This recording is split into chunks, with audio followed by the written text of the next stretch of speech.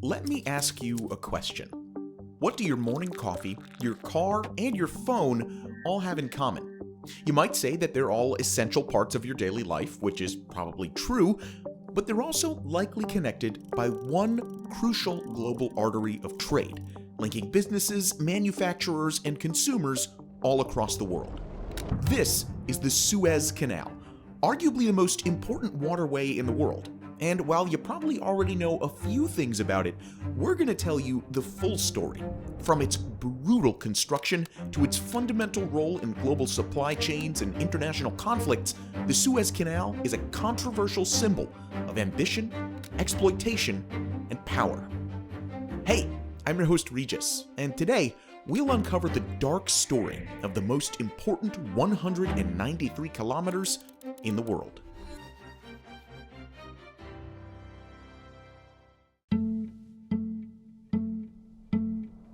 Basically, the Suez Canal is a focal point for the entire world. In it, you can see an insanely complex combination of industries and systems and international power struggles all coming together. Let's use a car as an example. Well, building one is complicated. You need materials, parts, factories, and distributors from all over the world to work together and send each other goods at exactly the right time. It starts with raw materials, things like steel from India or Russia, and rubber from places like Thailand and the Ivory Coast. These materials are then shipped to parts manufacturers who turn them into usable products. Steel could become a chassis in Germany or the United States, and rubber might be turned into tires in China or Japan. Once all of these parts are ready, and there can be over 30,000 of them in just one car, they're shipped to factories everywhere from South Korea and China to France and the USA, where they're assembled into the cars we drive every day. These cars are then shipped back out to distributors across the world to be sold on to consumers. And why does that matter? Well, because there's really only one way to move such large quantities of goods around the world: the sea.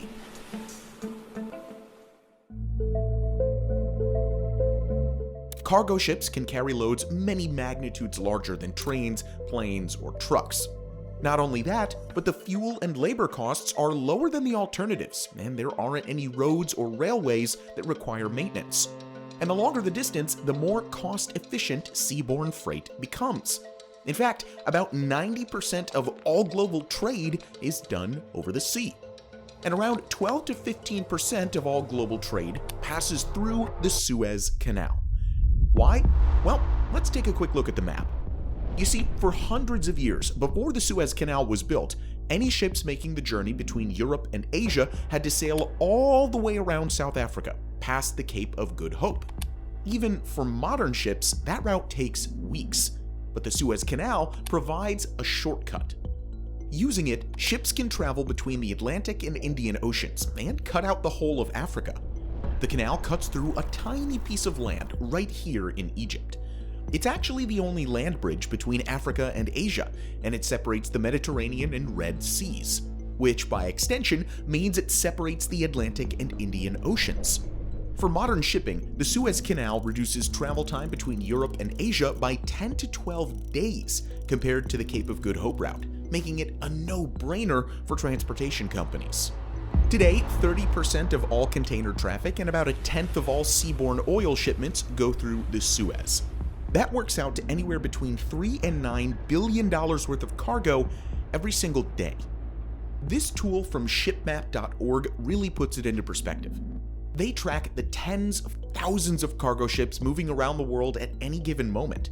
From container ships to vessels holding cars, dry goods like coal and stone, and specialized ships transporting gas and oil. We don't realize it, but the oceans are literally full of boats moving products around the world all the time. And if you look right here, you can see just how many of them pass through the Suez Canal. That is why it's so important. It makes products way more accessible to global markets. It saves time, and it saves money. The thing is, the story of Suez isn't just about powering the modern economy. It's also a story of ambition, empire, forced labor, and war. And it began thousands of years ago in ancient Egypt. We're going to take a look at that in just a second. But first, we quickly want to thank CyberGhost VPN for making this video possible. You probably already know this by now, but connecting to public Wi-Fi in a restaurant, hotel, or airport might make you afraid that someone could steal your information. And that fear, it's pretty realistic. Your internet service provider, public Wi-Fi networks, or even websites you visit can all track exactly what you do online. Well, here's the solution. CyberGhost VPN, one of the best VPN services on the market that encrypts all of your information and reroutes it through their secure servers. This way, you can hide your IP address, and no one will even know about your online activity. They have over 38 million users worldwide, and a near-perfect score on Trustpilot. CyberGhost VPN is literally one of the most recommended services on the market. You can use CyberGhost VPN on up to 7 devices at the same time, and share it with your family or friends. By simply selecting one of their over 100 virtual locations, you can also find better online deals and unblock exclusive content from platforms like Netflix, Amazon Prime, and more.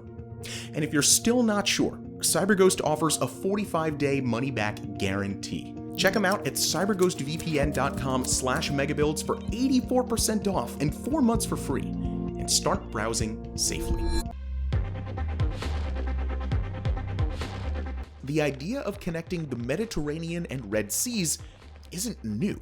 In fact, it dates back to the time of the pharaohs. Texts from the ancient Greeks and Romans tell us that several pharaohs tried to build a canal between the Red Sea and the Nile River, some as far back as the 19th century BC. It was known as the Canal of the Pharaohs, but it's said to have been abandoned multiple times during construction.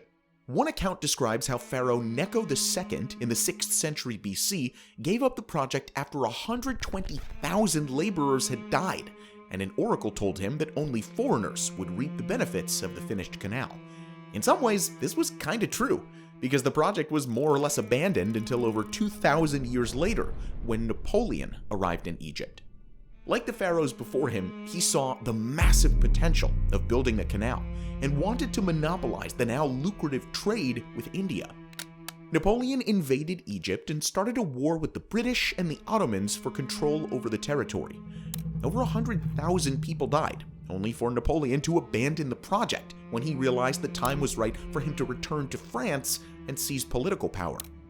During his time in Egypt, Napoleon had engineers draw up plans to build a new canal.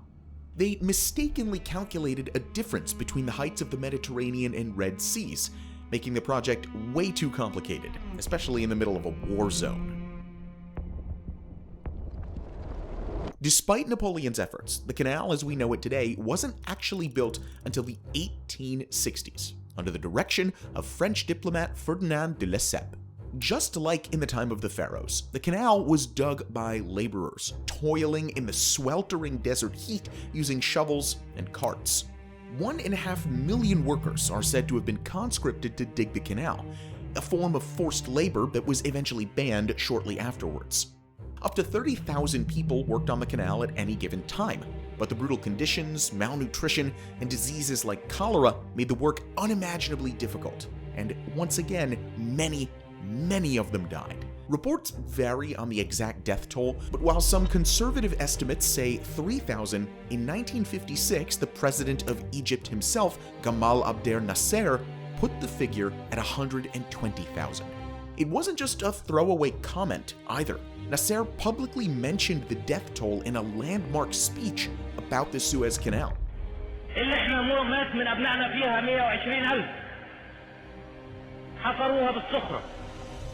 دفعنا في تأسيسها 8 مليون. قناة السويس هذه القناة قناة مصرية، شركة مساهمة مصرية. Believe it or not, that speech actually changed the course of history, not just for the canal, but for Egypt and for the colonial European power that had controlled the Suez since it was built. It's a perfect example of how central the Suez Canal is to international power struggles, and the events that followed have since become known as the Suez Crisis. By the 1950s, Egypt was getting pretty frustrated with how little they benefited from the Suez Canal, despite the fact that it was in their country. At this point, the Suez Canal Company, which managed everything canal-related, was basically owned by the French and the British. but President Nasser had other ideas. In 1956, he nationalized the company, bringing the canal under Egyptian control. Oh yeah, and very important to this story, he also restricted Israeli access to shipping in the region. As you can imagine, the French, the British, and the Israelis were angry, to put it lightly.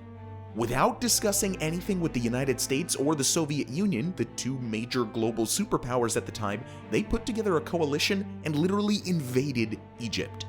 The French and the British, desperate to regain control of the canal, landed troops here in Port Said, and the Israelis, determined not to have the Egyptians restricting their shipping, invaded here in what's called the Sinai Peninsula.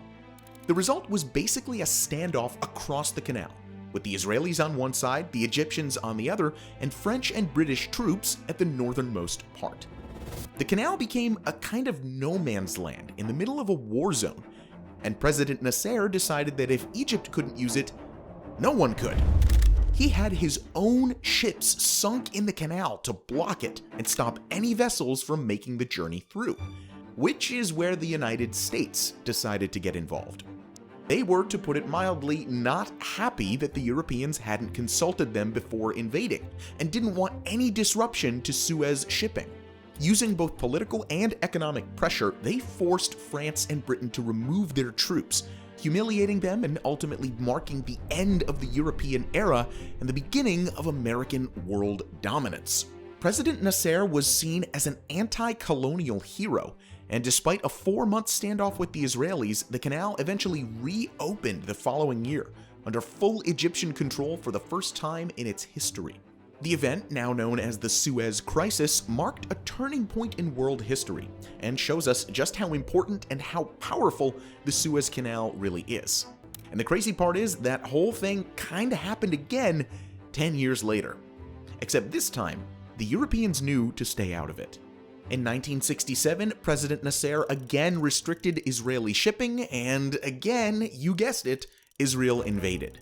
This time, it took them just 6 days to conquer the whole Sinai Peninsula, and once again, Egyptian troops found themselves staring down the Israelis across the Suez Canal. And guess what they did?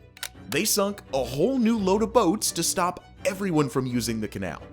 Sounds like super familiar, right? I'm getting deja vu here. While that happened, there were 15 ships actually making the journey through the canal. Unsurprisingly, they got stuck for 8 years. The ships were from 8 different countries, and the sailors on board actually ended up becoming international celebrities as they waited for Egypt and Israel to work it all out and clear the canal. They held their own Olympic Games on board the ships and even created their own postal system. The handmade stamps they used were recognized by the state of Egypt, and they're now serious collector's items. And no, because we know you're wondering, the sailors didn't actually have to stay on board the ships for the full 8 years. They established a rotation so that everyone could leave and go home to their families, but a partial crew was always required to maintain the boats. Anyways, Egypt and Israel didn't sign a peace treaty until all the way in 1979, by which time tens of thousands of soldiers had died. The 8-year canal closure had forced international transporters to make fundamental changes to their businesses, ushering in a new era of supertankers capable of carrying far larger loads and an Egyptian pipeline to transport oil between the Red and Mediterranean seas by land. And all because of this thin strip of water. Now, while there hasn't been a standoff across the canal since, Suez is still a magnet for geopolitical tension and responsible for major tremors in the global economy. Is this maybe ringing any bells? Well, in recent years, Suez has made several headlines. Like in 2021, when the container ship Ever Given got stuck in the middle of the canal.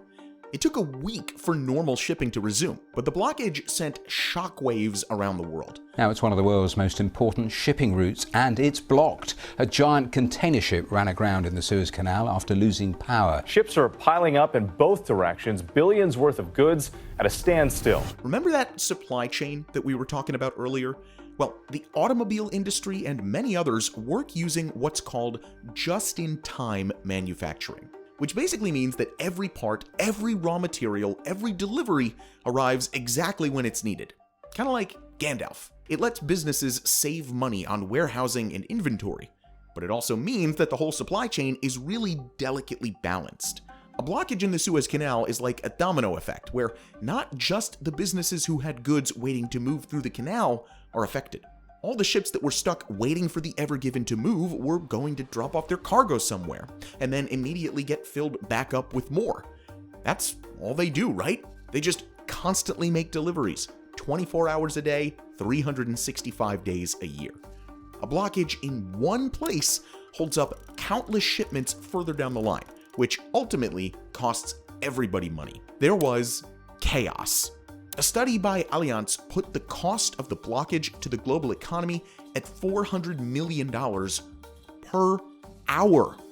And one shipping company has since reported an $89 million loss due to the incident, as well as a 44,000-ton increase in its fleet's CO2 emissions due to longer voyages and waiting times. The Ever Given incident really highlights just how indispensable the Suez Canal is to the modern-day world, which explains why you may have been seeing headlines like this one over the last 18 months.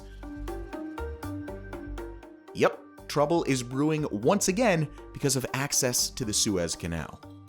We won't get too deep into it here, but basically, Yemen's Houthi rebels have been attacking commercial ships as they pass by their coastline on the way to and from the Suez Canal. They say they're doing it in a bid to show support for the Palestinians and disrupt Israeli trade, but the attacks have targeted ships from countries all around the world.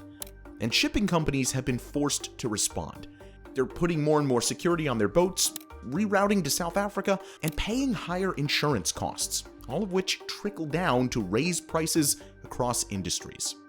Traffic in the Suez Canal has dropped as much as 50% at times, and the West has not let the attacks go unchallenged. The United States has put together a multinational coalition and launched direct attacks on the Houthis, announcing in March that they would be moving a second aircraft carrier to the Middle East. That's a big move, and just goes to underscore once again that the Suez Canal is at the very center of these global power disputes. Honestly, the bottom line here is that whatever happens at the Suez Canal affects the entire world. From the pharaohs to modern geopolitics, this one narrow waterway has shaped the course of human history. And its story isn't over. If you found this deep dive interesting, let us know what you'd like us to explore next. As always, thank you so much for watching, and if you want to try CyberGhost VPN, use our link in the description for 84% off and 4 months for free, as well as 45 days money back guaranteed. And we'll see you in the next video.